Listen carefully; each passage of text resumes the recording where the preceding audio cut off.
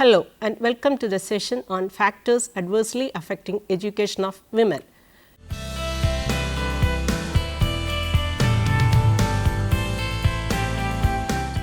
Education of women is an important aspect for boosting the social and economic development of the country. Promotion of girls' education, particularly at elementary level, is to bring certain benefits for the society in the form of social development and reconstruction. Promotion of girls' education needs to be in the form of content and quality of schooling, teachers, materials, enrollments, retentions, acquisition of basic literacy and numerical skills.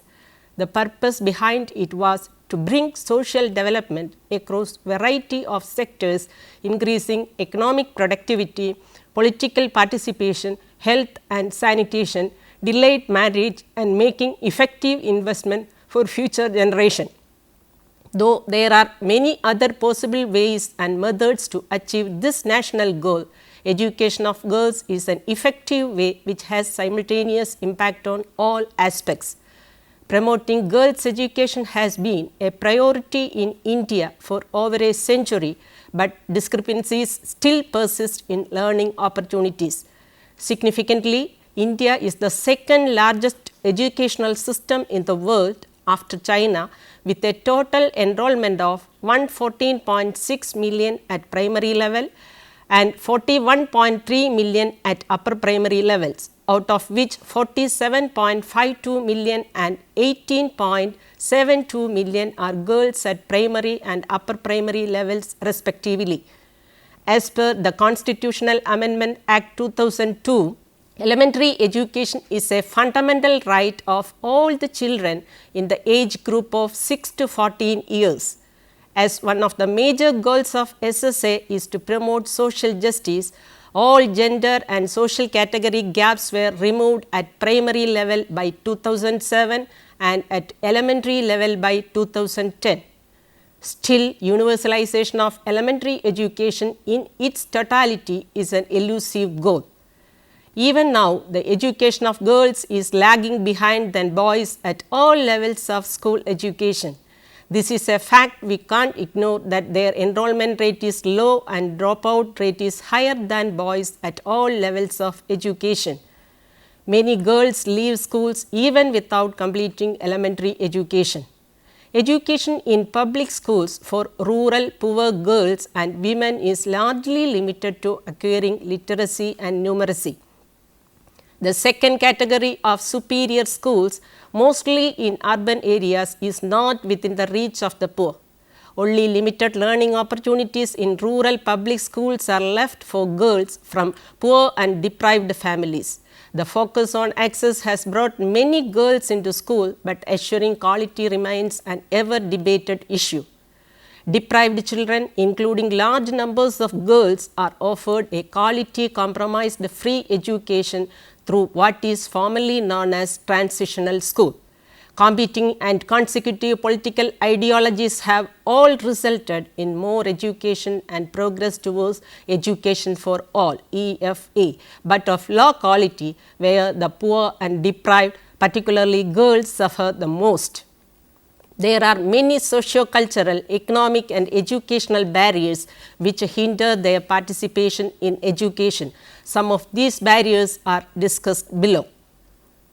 Barriers to women's education. Geographical. The considerable spatial disparity and in some cases incompleteness of institutional provision even at primary level relates directly to difficulties of physical access which adversely affect girls more than boys. Patterns of transportation and migration affect educational provision and take-up, again normally disadvantaging females, and in some cases extreme physical difficulties such as flooding and other hazards act in the same way. The influence of this factor can only be overcome by more sophisticated and multivariate spatial analysis of educational needs and the planning and implementation of integrated development projects as a result. Socio-cultural. A major deterrent to female take-up and follow-through of educational opportunities, even when these are available, is a near universal fundamental cultural bias in favor of males. The widespread operation of patriarchal system of social organization, of customary early marriage, of the incidence of early pregnancy in and out of marriage, of heavier domestic and subsistence duties of females, especially in rural areas, a generally lower regard for the value of female life, all combined through differentially in each case to adversely affect the participation of girls and women in formal education. To this list may be added problems of seclusion and security in some areas. Such long-standing constraints result in a dearth of female role models that could challenge the traditional one that is clearly acquired by both sexes at a very early age. The influence of this factor can only be overcome inter alia by a profound change of attitude on the part of influential males and traditionally minded powerful females in key family positions. Health. In general, the effect of poverty and malnutrition on the health of school-age children falls harder on girls than boys. Boys may get preferential feeding, while girls who have a heavier domestic workload are more likely to be undernourished. Even if they get to school, this adversely affects their performance and therefore retention rate. Health problems associated with the pregnancy, especially for adolescent girls, obviously have a negative effect, as do rising trends of sexual activity in the younger generations where these occur. Problems associated with the family size and family planning is widespread in relation to possible participation in education and implies the need for sex or health education at school level. It is clear that the health factor, though partly hidden and indirect in effect, is a very significant one in respect of the quality of young female participation in education as well as the quantity of it. Economic. Together with the fundamental socio-cultural bias in favor of males, the economic factor, especially in terms of granting poverty and hunger, is probably the most influential in adversely affecting female participation in education, especially in rural areas. In such harsh economic circumstances, both direct and hidden costs to a family of sending daughters to school are perceived by parents to be prohibitive in terms of the provision of books, paper and uniforms or clothing important for social reasons, as well as the loss of vital help at home and on the land. In their condition, they consider sending daughters to school as a luxury which they can't afford. Because of the patriarchal predominance, investment in the girls' schooling is considered as a waste, since it benefits the family into which a girl marries rather than her own. In the more privileged classes, investment in the education of females may be an advantage in marrying well. This further increases the urban or rural gap. Vocational education, which might relate to employment prospects, is everywhere weak and undervalued, but especially so in respect of the interest of girls. Religious. The reality is that if the family is more religious, there is a tendency that they would stick to all religious norms blindly. Unfortunately, in India, some religious communities follow the practice of child marriage. This adversely affects the education of girl child, especially example girls in Madhya Pradesh, Rajasthan, Uttar Pradesh, Orissa, etc. Many customs and cultural practices like that hinder education of girls. For example, many parents of a certain community do not send their daughters to schools when they attain puberty. Legal. This factor acts mainly indirectly. Most countries have now legislated for equal status in respect of sex, but this is usually a recent innovation and traditional sanctions often still operate unchallenged. In many rural areas, long-standing societal rules constraining females are still operative, as is the case with condemning early marriage. The acquisition of minimum legal knowledge and support in such areas as gaining justice and compensation for assault, understanding letters and contracts, arguing for educational provision according to the law, and challenging disadvantageous pressures in respect of marriage, divorce and inheritance could be very helpful to the female cause. The encouragement and support for more females to seek and develop careers in various areas of this profession could be a very significant development in respect of female participation in education. Political or administrative. Although policies exist in most cases for such developments as universal primary education, equal educational opportunities in terms of gender and the eradication of gender bias from text and other materials, the political will to carry these through seems to be weak in the face of severe economic constraint.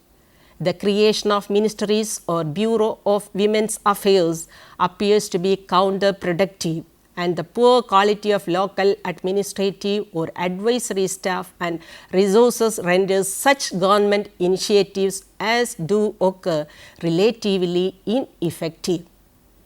In some cases, where strong political dichotomies or other such disparities exist, even elite females may be disadvantaged by being in the wrong camp, and their potential contribution to national development and the role of females in general to that end may be lost.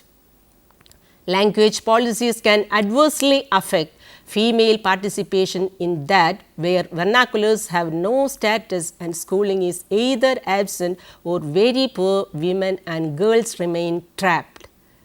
As with the churches, political leaders are almost always male, and until considerably more women break into the most influential echelons of power, the question of law female participation in education and its implications for national development may well remain on the sidelines. Educational. This factor itself can be a deterrent to female participation in schooling. Difficulties of accessibility, lack of resources and low teacher quality and morale are widespread. In particular, the lack of female primary teachers in rural areas is a real problem. The organization of schooling in terms of the daily and seasonal imperatives of local economies usually renders it dysfunctional, and the curriculum is often unattractive in instrumental terms. At secondary level, in addition to the lack of accessible places, problems of cost, direct and hidden, are acute, and there is a considerable need for more single-sex girls' schools, some with secure boarding facilities and scholarship schemes to enable participation. Vocational education is weak, and schemes open to girls in this field are particularly useful. There is still a widespread problem of gender bias in books and materials. Suggestive measures. A large number of recommendations have been made and measures suggested for bridging the wide gap between the educational development of boys and girls by various well-known committees and commissions set up in the country from time to time. The wide gap between the educational development of boys and girls can be narrowed by improving the rates of girls' enrollment and their retention, and by adopting the following measures in a big way as a package deal. Some of these measures are already in work in some states in a partial way or on a pilot basis, but the adoption of these measures partially or on pilot basis has not made any visible impact on this problem. Therefore, the following measures are suggested to be adopted in totality and uniformly in a big way. Support should be given to NGOs involved in non-formal primary education projects which positively discriminate in favor of the participation of girls. Schemes should be brought for the enhancement of female participation in schooling, especially in rural areas, be part of an integrated and coordinated development including such other aspects as health, environment and economy. Projects should be developed and supported which address preschool childcare needs and adult literacy or skills development needs in an integrated and coordinated way. Aid should be considered for the provision of books, other learning materials, uniforms or other necessary clothing and fees to enable more girls to participate in schooling at both primary and secondary levels. Support should be given to the construction of more single-sex schools for girls with adequate residential facilities for pupils and female teachers in those locations where this is necessary for either environmental or social or cultural reasons. Aid should be provided for more scholarships to enable girls from poorer economic backgrounds to attend secondary school, whether boarding or otherwise. NGOs should be encouraged to submit schemes for aid approval that would have the effect of improving the rate of progression of girls from primary to secondary schooling. Support should be given to projects designed to eliminate gender bias from textbooks and other learning materials, especially at primary and secondary level, but also in respect of teacher education and training. Funding should be considered for improvements in the provision of teacher education and training, especially for primary school work that would encourage greater female participation and include more residential accommodation for female students. Aid should be considered for the upgrading of technical and vocational education for both sexes, partly though not exclusively, as a second chance opportunity of dropouts from the formal system. In some cases, this could be part of a community-based skills development program. Efforts should be supported to raise the level of male awareness of the community and family economic benefits likely to arise from increased participation of women and girls in educational and income generating activities. Aid should be considered for credible women's movements with track records of support for aspects of education and training, both formal and non-formal. Support should be given to the upgrading of traditional or subsistence agricultural practices, especially where those involve women and girls to a significant extent. Support should be considered for feeding schemes in primary and secondary schools, where such a facility might encourage and enable the poorest families to send their boys and girls to school. Aid should be provided to improve the level of educational policy implementation at the local level through the training of significant numbers of personnel in systems of implementation and delivery. Their role would be a practical one of animation, advice and support rather than mere administration. The opportunity should be taken to include a considerable number of women in such programs of training and subsequent employment. Assistance should be provided to enable the school day and the school year to be adjusted to the realities of rural life and the demands of rural economies on child labor. Aid should be given for resolving the urgent and particular problem of the security of female teachers, especially in rural areas, by providing adequate accommodation and protection. Why is women's education important? It is the reality that not only do education benefit the person learning, but also the community in which they live. Education contributes to the economic stability of any given nation by increasing the income of the poor. Research has shown that no country has sustained consistent economic growth without a significant nationwide literacy rate. In addition to economic stability, education promotes civil and international peace as well as cultural tolerance and understanding. The benefits of girls' education include economic productivity, social development, intergenerational education, social equity, sustainability of development effort. So, there is a general perception today that the education of girls and women is one of the wisest and most profitable investments in social and economic terms. The first person to benefit from education is the woman or girl herself as an individual and as a member of society. But the positive effects are felt also by her family, the community, society and the whole country. Let us take a look into how an educated girl contributes to the development of a country. The girl as an individual. Education leads to greater self-esteem and self-confidence and opens up new horizons for girls, enabling them to discover their own potential, to develop themselves fully and increase their resistance to gender discrimination. The family.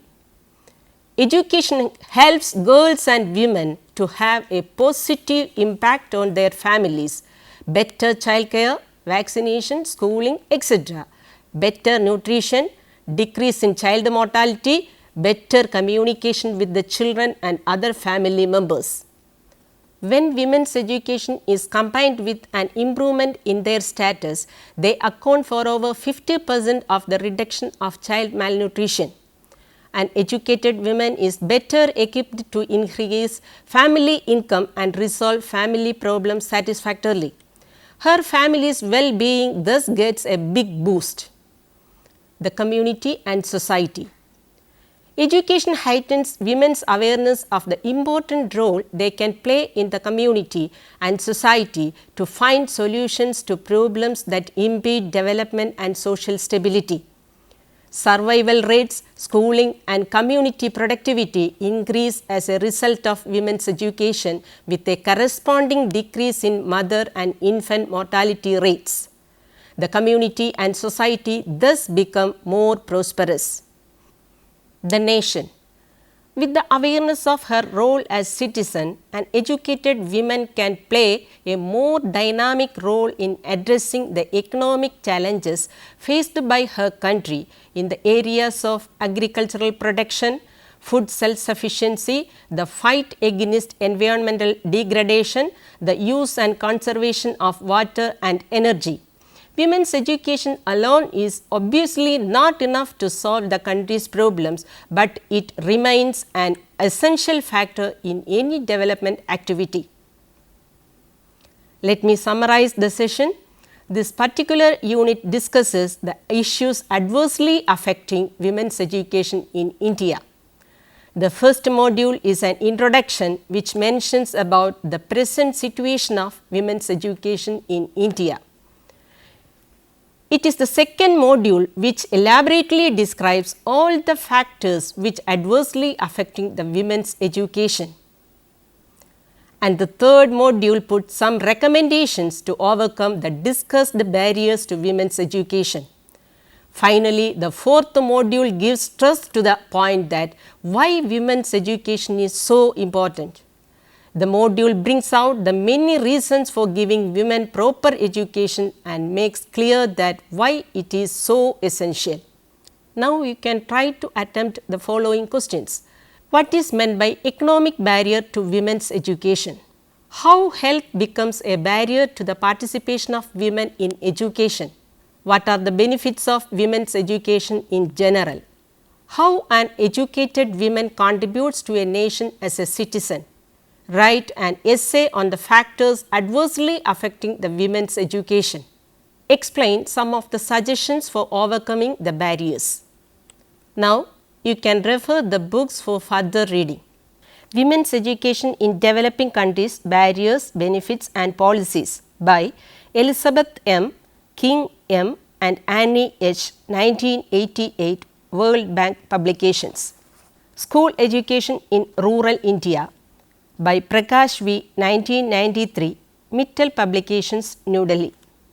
A Program for Universal Elementary Education, Framework for Implementation, a report of Department of Elementary Education and Literacy, MHRD 2005. second historical survey of women's education in India 1988 to 1994 by Agarwal SP and Agarwal JC 1991, Concept Publishing Company. Hope that you have enjoyed this session. We can meet again with another topic. Thank you.